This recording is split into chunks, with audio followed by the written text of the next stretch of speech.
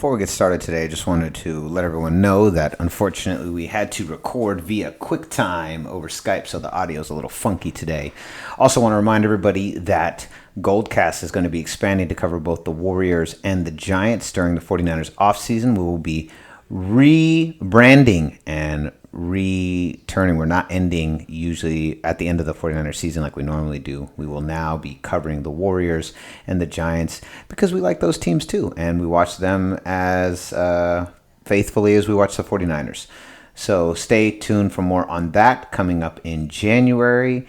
And don't forget to like, share, and subscribe to our Twitter feed, 49ers Goldcast, facebook.com/49ers Goldcast. And here we go. Boom. Welcome to another edition of the 49er Goldcast.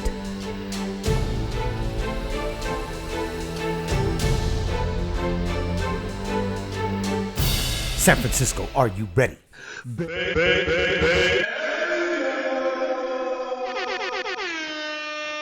Boom! Welcome to another edition of the 49er Goldcast. We are the voice of the faithful. I'm your host, Rudy Solis III, and with me is my brother, my co-host, Raymond Solis the First, baby.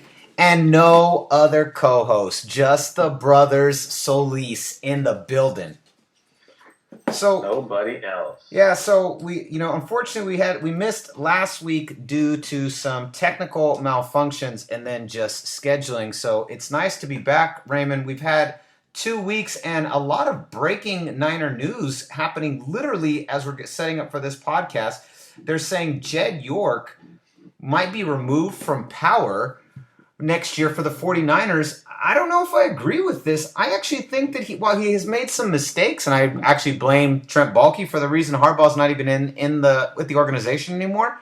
But I feel like his drive to be successful is really a cornerstone of what will make this franchise work. And I don't know if I agree with removing him from power. And what do you think? And has there been any mention of anyone else being put into power? Has that been mentioned at all? No candidates have been mentioned. The rumor that's coming out of KNBR is suggesting that Denise and John would kind of retitle York. So it wouldn't be like a formal firing, which is what's most likely going to happen to Trent Baalke at the end of the season. We've been talking about that all year. It's now coming more to fruition. As we get closer to the end of the season, the rumors are starting to swell. And typically with the 49ers in this era, those rumors have more often than not turned out to be true. Always. So, exactly. So I think in this case, he would get a different position, much like Krog Marath was reassigned.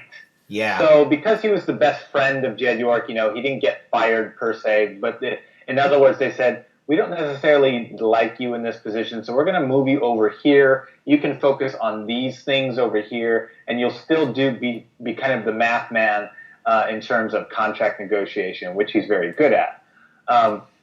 But for Jed York's purposes, in order to kind of maintain some kind of dignity, because obviously, despite what people think, he is well-intentioned. He doesn't want to fail. He's not trying to make you hate him. No. He's trying to do exactly what his uncle did. And I think he was on a roll in the beginning, and the problem was that he saw conflict between Jim Harbaugh and Trent Baalke, and because his relationship was better with Trent Baalke, and Jim Harbaugh would often undermine him and at other times kind of not take him seriously, even though technically that was his boss, that kind of paved the way to say, maybe this isn't the right, because the relationship, the product on the field is good, but everything behind the scenes is terrible. And, there's rumor mills, there's conflict, and so he decided to go with a different route. And the franchise has been in a nosedive ever since, and it's gotten progressively worse. In a season we thought things would improve and get better because of Jim Tom Sula's, lack of experience, things got worse under a coach that had the pedigree and the resume to by and large do better from the analysis standpoint, even though a lot of pundits disagreed. Clearly they knew something we didn't, although on paper it looked like there was going to be some improvements. But to get back to your original question, Jed York would be given a different title. Denise and John would then hire somebody. There's no word as to who that candidate would be. Some suggestions from the pundits offered a Shanahan combo, meaning Mike Shanahan would be the GM, Kyle Shanahan would be the head coach. So that still doesn't shed any light. I don't want the Shanahans. Is it okay to say I just don't want the Shanahans?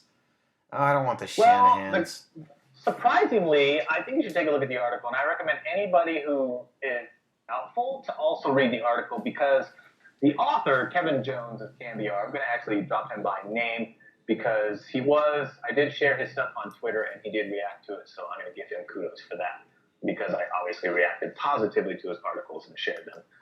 So, but what I will say about Kevin Jones' article is that something I didn't know about Washington between 2009 and 2013 is that Mike Shanahan was given the same kind of executive power that Bill Belichick has in New England. Meaning what that means is, for those that are unaware, Bill Belichick shares the same GM power that their GM Polio does. Uh-huh. The only difference is that Bill Belichick gets the final say. So a lot of that talent that you see coming out of New England, Bill Belichick is kind of working, toe-to-toe with their GM. But at the end of the day, he says, I want this guy. He's the one that says yes to this guy, no to that guy. Mike Shanahan had that same power in Washington. That means that Jake Reed, tight end, is credited to him. That means the offensive lineman, Trent, I forget his last name, is credited to Mike Shanahan. That means Kirk Cousins is credited to Mike Shanahan. Those are all positives under Mike Shanahan's tenure as a GM/head coach guy. The only problem is, there was a lot of, Schneider wanted Robert RG3 in there. RG3 didn't get along. He couldn't play in Shanahan's system at that time. And there was a lot of turmoil because Shanahan didn't necessarily want that player. That was more Dan Schneider kind of overseeing and saying, hey, I hired this guy, I'm paying this guy big money. He should be in there. Of course, from a financial standpoint, yes, you want your players with the highest salary to be on the field. You don't pay them to sit on the bench. That's a waste of money. Well, and you know what? And Kyle, hold on, before you chime in here, Kyle Shanahan, real quickly, he doesn't have any head coaching experience, but he has been an offensive coordinator. And he is the current offensive coordinator for the Atlanta Falcons, who have been the best offense in the NFL for most of the year. And that is credit to him, meaning he has the ability to evaluate players. Obviously, he's already had good weapons in Atlanta, and he just made them good again. So if what he'd be able to do in San Francisco as a head coach, I don't know. It might be too tall of an order to ask for him, but of course he'd have his father there, who's been through the run of the mill and has a lot of success, even though he's through his prime. But Shanahan does have more success than failure in his tenure. But I think he'd be better suited as just a player evaluator. So it makes sense on paper. I don't know if it would necessarily play out to success in the 49ers case because there's so much that needs to be rebuilt. Yeah. Well, I don't know. I like Jed York's drive, and I think drive will get you very far. He's not a stupid owner. He's made some mistakes. He's had to pay for them the hard way. But I think I'm happy with York right where he is. And so I don't agree with this. And I do think that, while I understand why so much of the 49er faithful aren't super high on him, he wants to do good. And for anyone who's interested, make sure you go to our facebook.com/49ers GoldCast and check out that article that Raymond's talking about, because it's all... Yeah, all of it is on there, including so Kevin Jones, the new stuff that came out about Jed York saying that he would be fired and given a new title, and that the York parents would hire somebody else, much like they did back when they were in charge, but it would just be hiring someone to take over Jed's role. It wouldn't be necessarily hiring a head coach or anything. So no Donahue, no Dennis Erickson type stuff, none of that. The new GM would be in charge of that role. Yeah. So it wouldn't be the same situation. I know there was some comments on our Facebook page, some people thinking that was the case. No, that wouldn't be. But thank you, Mark Saldana and Craig Smith Jr., for always commenting on those articles. So you'll be able to find the articles all on there. They're also on the Twitter account. You can find it there. I've retweeted all that stuff, and I actually pinned the Jed York article at the top of our page, so you won't have that much trouble. You won't have any trouble finding it in the feed. Cool. Moving on, I find it really convenient that the week the Raiders lose and get swept by the Chiefs, Old Man Davis isn't on the GoldCast. Isn't that kind of funny? Yeah. Yeah. But funny, he disappears in the wake of a loss. How convenient. How convenient. What a little biatch. And the same can be said for Louis B. in the wake of the Fisher firing, and yet another loss. And yet another loss. Another. Here's what was funny. Last week we were going to GoldCast. We were going to talk about the fact that they just renewed his contract, which was insane. And then this week they fire him. It's actually the best decision the Rams have made all year. You know what really screws them though? Not only is he fired though, and Louis was saying that he thinks Goff isn't bad, but you can't put a team around Jared Goff next year because you have no picks. And whoever comes in is still has a Mount Everest to climb with virtually no equipment. Yep, that's basically what it is. I love it. They deserve it. They're Rams. They're the Los Angeles Rams. They deserve it. That's what you get. I mean, here's what I'll say about Fisher. He has mastered the art of reverse psychology. Mastered. No one pulls it off better than Jeff Fisher. Jesus. There's no effing way I'm going 7-9 this year. Wow. So that's how you do it. Okay. Got it. So by no effing way you're going 7-9, you meant you're going to go 7-9. Meaning it's a foregone conclusion. Yeah, I put that up on Twitter. I put that screenshot and I put it up on Twitter. We should put that up on the Facebook page too, right? You should put that up there. I will add that. Yeah, I'll send you the picture. But the Raiders lose to the Chiefs.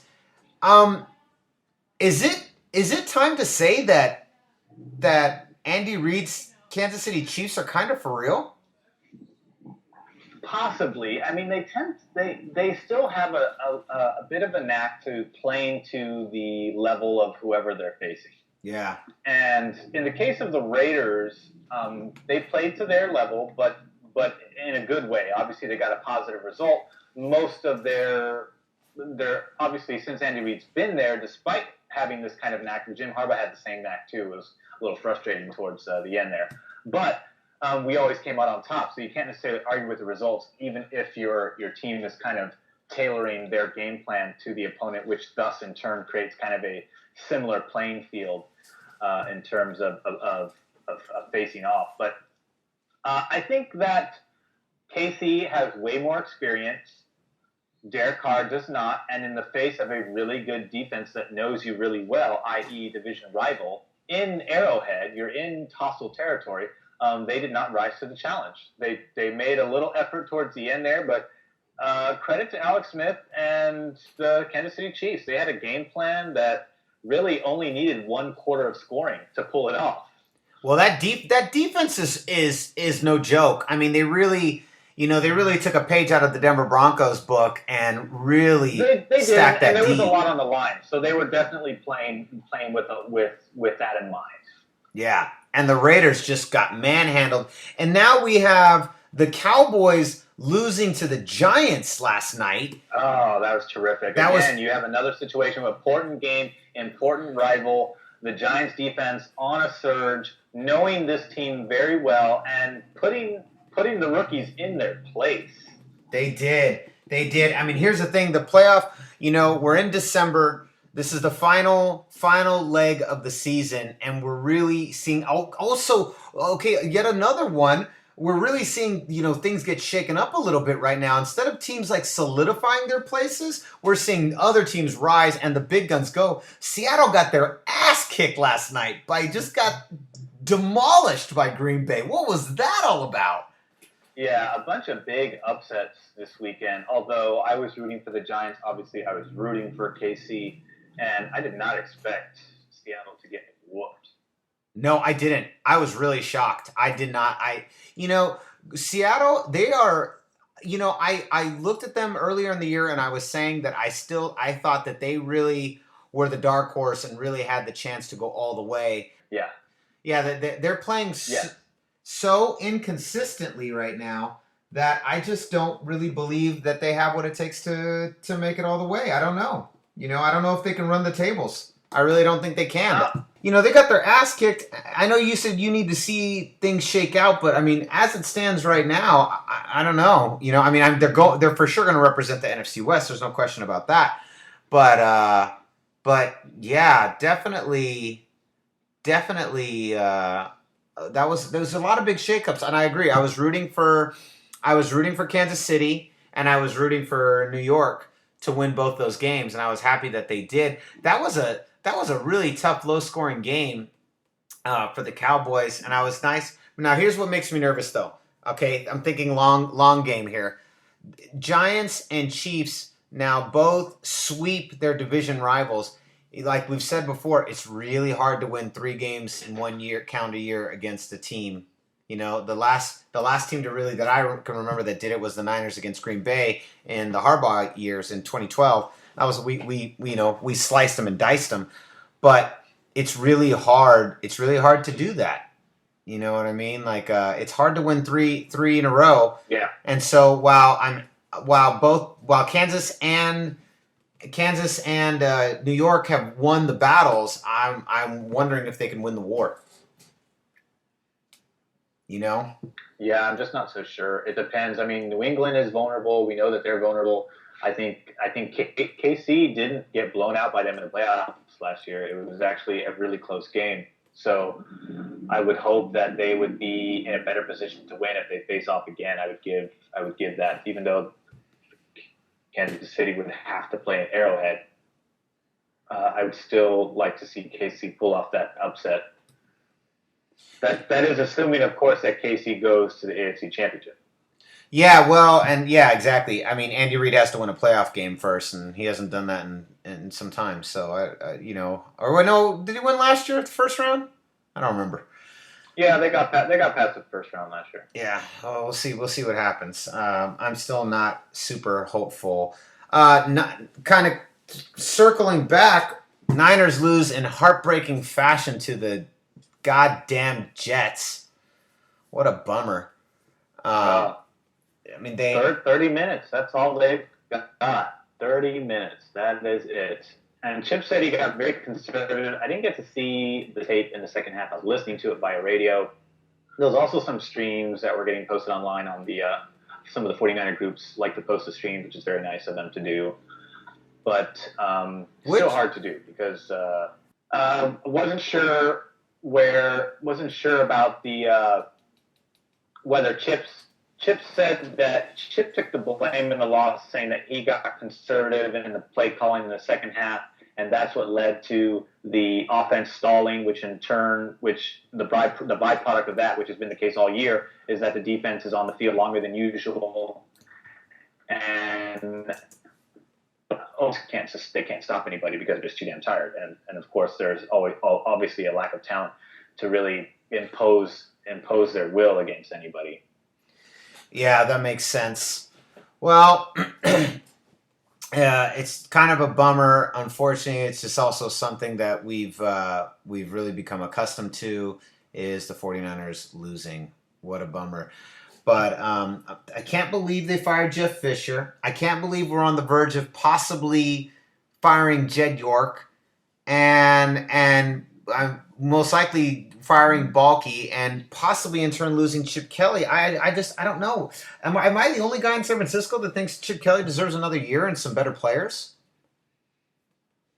There's actually kind of an even divide, I would say. I'm not like, this isn't politics. I don't like take hold to figure this out. But from what I'm reading, there seems to be kind of an even divide. Some people think he should be gone. Some people say, look, here's some other news that came out today. Vance McDonald, 3 days after signing his 5-year, $35 million, $16 million guaranteed contract extension, goes on IR against the Jets.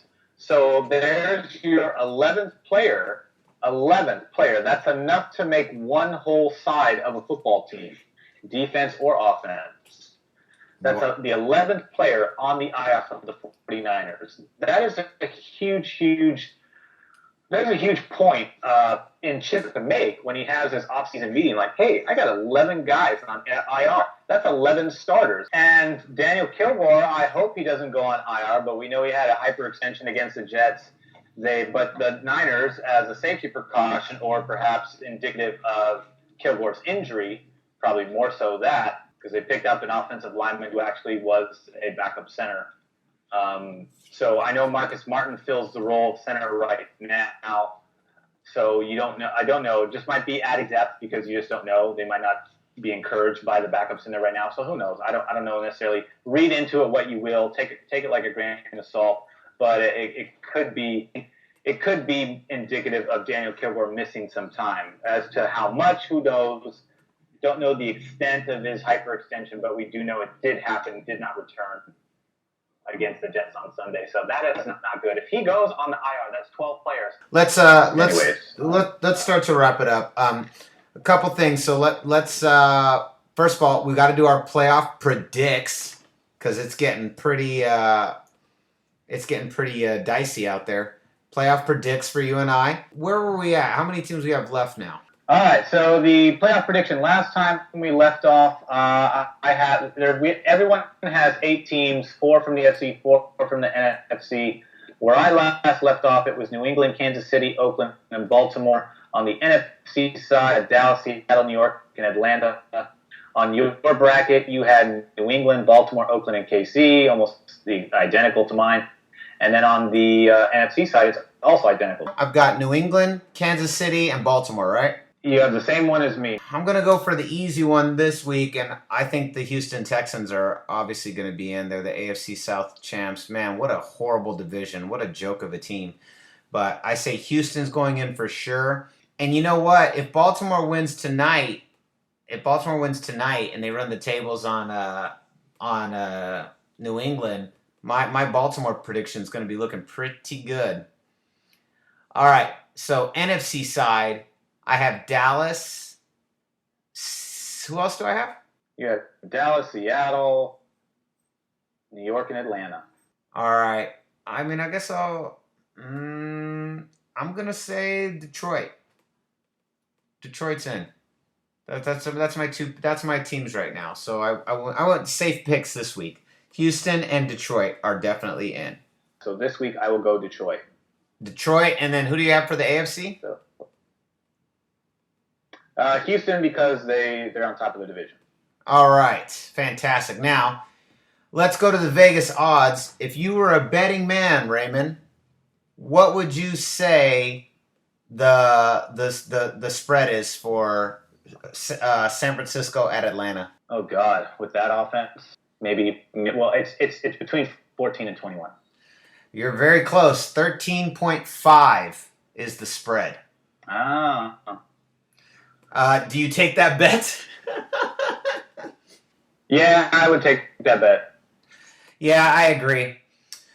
All right, well, so concludes another edition of the 49er GoldCast. We'll be back to normal next week, so the audio was sounding a little rough, guys, but it'll be back to normal next week. And don't forget, coming in January, we're going to be expanding. GoldCast will be focusing on all your Bay Area teams. Well, by all, we mean San Francisco, Giants, and Warriors. We'll sprinkle little A's in there, like we've been sprinkling some Raiders in there, you know.